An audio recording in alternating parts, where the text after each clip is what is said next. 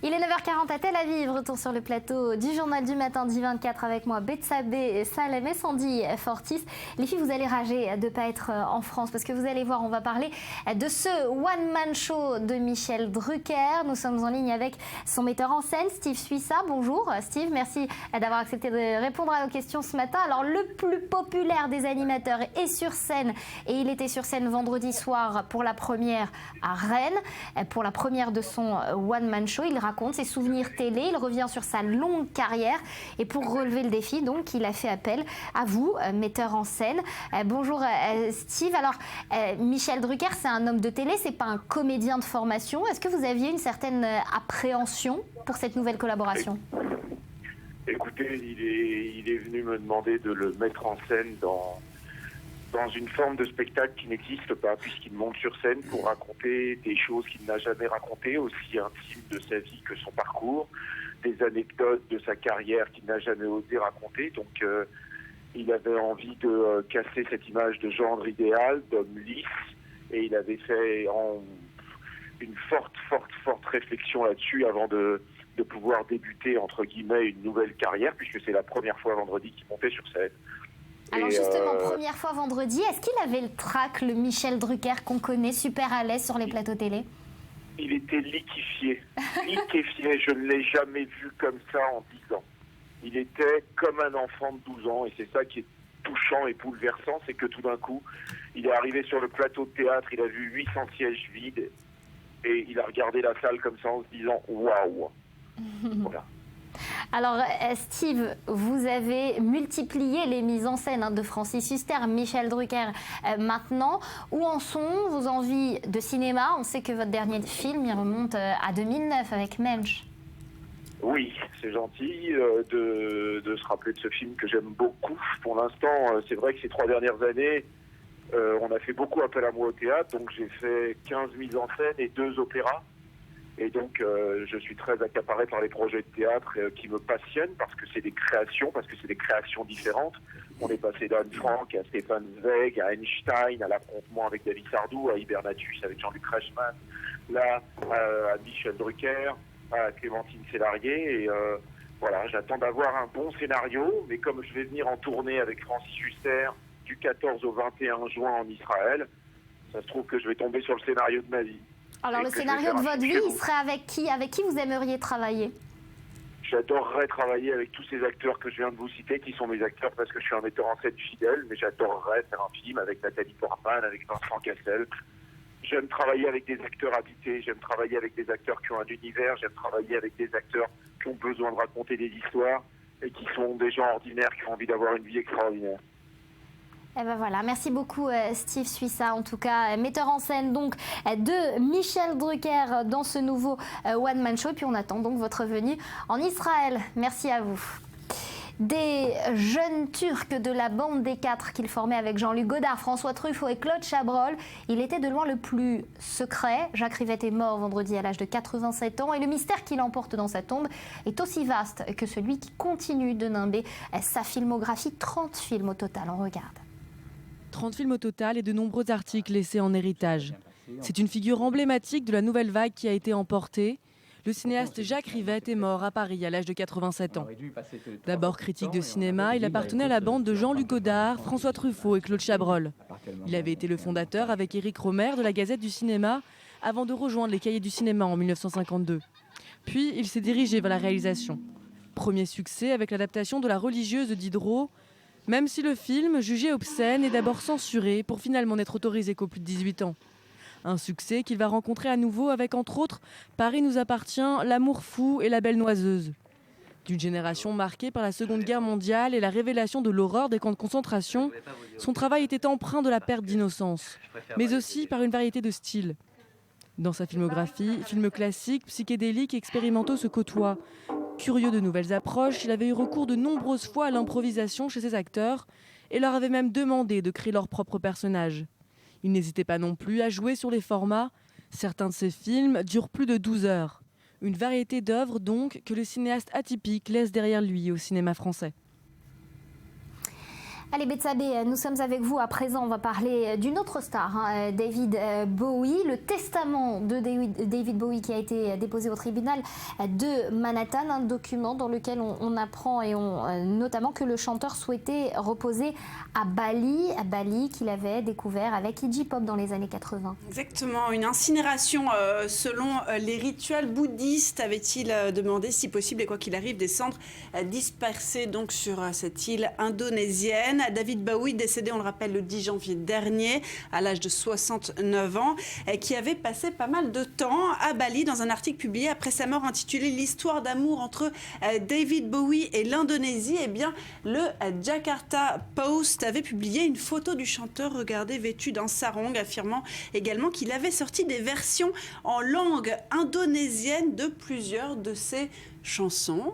Quelque chose dont on n'a pas parlé encore. Complications logistiques obligent néanmoins la crémation du corps de Bowie s'est déroulée malgré tout dans le New Jersey le 12 janvier, donc 2 jours après son décès, et dans le plus grand secret. Alors au-delà des cendres, Bowie laisse derrière lui un sacré butin, on s'en serait douté, une fortune évaluée à 100 millions de dollars, dont la moitié ira à sa femme, l'ex-mannequin Iman, son épouse depuis 24 ans, qui récupère accessoirement presque tous les biens immobiliers du couple, dont leur appartement new-yorkais de Soho, appartement terrasse dans lequel vivait David Bowie. Chacun des enfants de Bowie, Duncan et la cadette Alexandra, Lexi, recevra $250 000. Lexi, il faudra qu'elle attende un petit peu. Bowie n'a pas pensé qu'à sa famille. Sa fidèle assistante Coco Schwab reçoit ainsi $2 millions. Et puis les actions d'une compagnie appelée Opossum Inc. Et puis la nounou aussi, il y en a qui sont généreux, très généreux avec leur nounou. La nounou qui s'est occupée de son fils Duncan, qui reçoit la sacrée prime $1 million. Et oui, toute cette fortune, elle vient de la musique. Des albums vendus par millions, 140 millions d'albums pendant sa carrière à lui seul. Let's Dance a été vendu à 7 millions d'exemplaires. Let's Dance, dont vous voyez le clip à l'écran. Mais au-delà du succès, Bowie, c'est aussi un homme qui avait le sens des affaires. C'est l'un des rares artistes de rock à avoir conservé les droits sur la totalité de son œuvre. Et en 97, Bowie est même le premier chanteur à rentrer en bourse à Wall Street. Qu'est-ce qu'il a fait ? Eh bien, il a transformé ses droits en obligations. Et puis en 99, avec l'album Hours, il est le premier artiste au monde à sortir un album en téléchargement légal avant sa sortie CD. Ajoutez à cela qu'aujourd'hui, après sa mort, ses disques se classent en tête des classements de vente. Voilà, star et visionnaire. Merci beaucoup à Betsabé. Une nuit au musée, c'est le titre d'un film hollywoodien, mais c'est aussi une aventure que l'on peut vivre à quelques kilomètres de nos studios, au musée d'histoire naturelle de Jérusalem. La performance s'intitule The Opposite of Alive, traduisez l'opposé d'être en vie, et vous en êtes le héros principal. Benjamin Le Souef a testé l'expérience pour nous. Regarder. Fermez les yeux et laissez-vous guider dans l'une des plus vieilles demeures de Jérusalem. Cela se passe chaque jeudi à l'extérieur de la vieille ville, dans le modeste musée d'histoire naturelle, une vieille institution aujourd'hui un peu désuète. À la tombée de la nuit, un groupe d'artistes prend possession des lieux pour vous faire vivre une expérience singulière. Vous êtes invité à venir la nuit pour une visite du musée. À l'entrée, on vous confie des écouteurs et un lecteur MP3. Et le guide vous parle, comme si elle marchait avec vous. Abandonné seul dans l'obscurité, au beau milieu d'animaux empaillés avec pour seule lumière une petite lampe de poche, voilà un programme qui, à première vue, a de quoi effrayer. Pourtant, la voix chaleureuse et rassurante de l'audioguide vous donne une impression d'intimité et de sérénité. Une occasion précieuse pour se retrouver face à soi-même. C'est très important que le public se sente à l'aise, parce que le propos du spectacle, c'est eux, pas les animaux empaillés. C'est une occasion de penser à soi, à sa vie, à ses choix, ce que ça veut dire d'être réellement en vie. Une attraction rare qui sort des sentiers battus de la vieille ville de Jérusalem.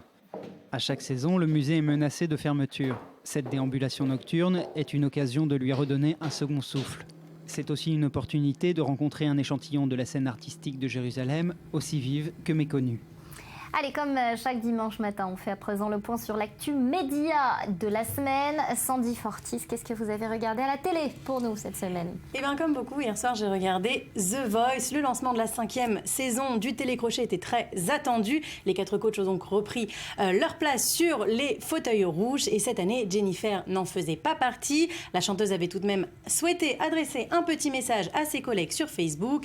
Tendre pensée pour Zazie, Florent, Mika et Garou, Karine Ferry et Nico Saliagas. Faites-nous une belle saison 5. Et si l'on se fie à cette première soirée d'audition à l'aveugle, cette nouvelle saison promet d'être très belle. Des talents exceptionnels se sont succédés. Gabriella, jeune violoniste canadienne de 22 ans à la voix envoûtante. Mood, trentenaire qui vient d'une autre planète, ou Luna qui a 5 personnes dans sa gorge selon Garou. Mais mon petit coup de cœur s'appelle Sol, il a 29 ans et a bouleversé les 4 coachs avec la reprise du tube Crazy. On l'écoute.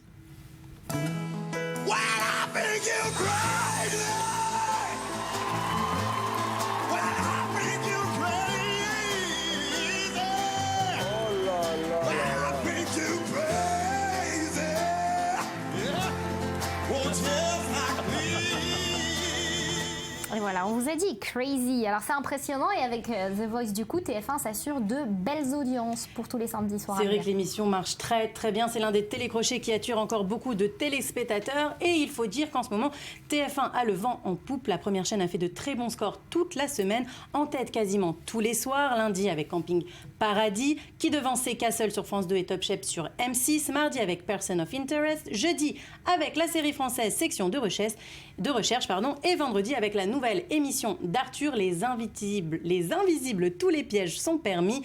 4 592 000 téléspectateurs et 20,7% de part d'audience. L'émission de Caméra Cachée a séduit les Français. On attend la prochaine avec impatience. Alors, on en a pas mal parlé sur ce plateau, Sandy, de nombreuses séries cultes qui reviennent sur nos écrans. Et on parle aujourd'hui des dessins animés qui ont bercé notre jeunesse. Et oui, pour tous ceux qui, comme moi, et peut-être comme vous, Nathalie, ont découvert les secrets du corps humain grâce au dessin animé Il était une fois la vie, eh bien, réjouissez-vous, vos enfants pourront eux aussi en profiter et en HD. S'il vous plaît, le dessin animé pédagogique se refait une beauté pour ses 30 ans. Les 26 épisodes ont été restaurés, une nouvelle diffusion est prévue ainsi qu'une nouvelle sortie en DVD. Voilà ce que ça donne. Voici la vie, la belle vie qui coule dans nos veines. Laissons-la nos soucis, que les joies souveraines emportent les flots de notre sang dans un rythme étourdissant. Alors moi, il y a quelques jours avec ma fille, j'ai découvert la version en hébreu de la vie. Vous ne croyez pas, mais c'est très très différent. On finit avec la cérémonie des Césars qui va se dérouler dans moins d'un mois maintenant. Exactement, et ce teaser signé par la nouvelle maîtresse de cérémonie, Florence Foresti, déguisée en Jennifer Beals dans Flashdance, Body, jambière noire et boucle brune. L'humoriste danse devant Valérie Lemercier, Antoine Decaune, Édouard Baird et Cécile de France, tous anciens maîtres de cérémonie emblématiques des Césars. C'est hilarant, regardez. Made of stone.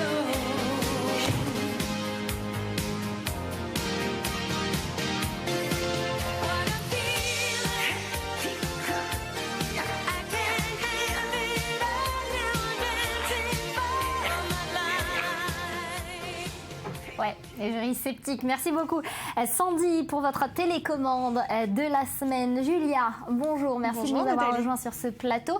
Alors on va parler avec vous de Barbie qui change de silhouette. La célèbre poupée de Mattel peut désormais être plus grande, plus ronde ou plus petite que l'original, toujours commercialisée. Elle peut aussi être noire. Un coup marketing de la part d'une marque en perte de vitesse, ou est-ce que c'est plutôt une avancée sociétale qu'on doit remarquer, Julia? Mais moi je dirais que c'est un petit peu des deux. Le géant du jouet, en tout cas qui avec sa Barbie détenait un petit peu la poule aux œufs d'or, se retrouve aujourd'hui avec un produit dénigré qui n'a plus la cote, trop blonde, trop maigre, peut-être un peu trop tout finalement. Barbie a vu ses ventes reculer de 15% en 2015, une chute qui vient accentuer un recul déjà amorcé en 2012. Alors face à ce constat, eh bien, le PDG de Mattel a créé une nouvelle famille de poupées, vous en parliez, 3 nouvelles figures et puis 3 morphologies différentes, une grande, une petite et une un peu plus ronde qui viennent désormais prendre place aux côtés de la Barbie d'origine qui était créée, elle, en 1959. Alors c'est un peu un vrai séisme dans l'univers des jouets et la preuve en images avec cette une du Time qui en a fait voilà la une de son numéro de jeudi, un événement qui constitue donc une rupture dans la représentation du corps de la femme que le magazine américain Time illustre cette semaine. Alors on a parlé de la grande, on a parlé de la petite, mais ce qui concentre bien évidemment tous les regards, c'est la plus rondelette. Oui, car c'est elle qui représente le mieux le changement voulu par le numéro 2 des jouets dans le monde, Curvy, avec ses hanches plus amples, ses mollets moins éthiques, un tour de taille aussi un petit peu plus vraisemblable, et puis un petit ventre et un derrière un peu plus rebondi. Elle ressemble finalement un peu plus à un être humain, moi je trouve. Je ne sais pas ce que vous en pensez. Le double objectif, en tout cas avec cette nouvelle poupée, c'est bien sûr de neutraliser les attaques, parce que Mattel souffre de cette image véhiculée par l'emblématique Barbie. Mais alors, l'autre argument de Mattel, et ce n'est pas négligeable, c'est qu'en commercialisant cette poupée, eh bien, les petites filles vont devoir acheter des nouveaux vêtements. Parce que les vêtements de la poupée Barbie, pour l'instant, ne vont pas aller à cette nouvelle poupée qui est un peu plus pulpeuse. À propos justement de cette silhouette, je voulais vous parler d'une étude qui a été réalisée en 2006 par des Britanniques auprès des fillettes de 5 à 8 ans, justement pour voir si ça avait des effets néfastes ou pas, cette silhouette un peu inaccessible qui était la Barbie qu'on connaît tous. Et effectivement, ces dernières petites filles auraient une vision moins favorable de leur physique que les autres enfants en jouant avec ces fillettes. Alors quoi qu'il en soit, Mattel n'est pas le premier à miser sur la diversité et la différence sans trop bouleverser ses codes. Playmobil a été la première entreprise de jouets mondiale à se sensibiliser, et puis aussi Lego, comme vous voyez avec ce Playmobil handicapé, cette figurine handicapée. Pour ces nouvelles formes, merci beaucoup Julia. C'est la fin de cette édition. Merci à vous de l'avoir suivi. À suivre, un nouveau journal présenté par Éléonore Veil. On se retrouve demain, même heure, même chaîne.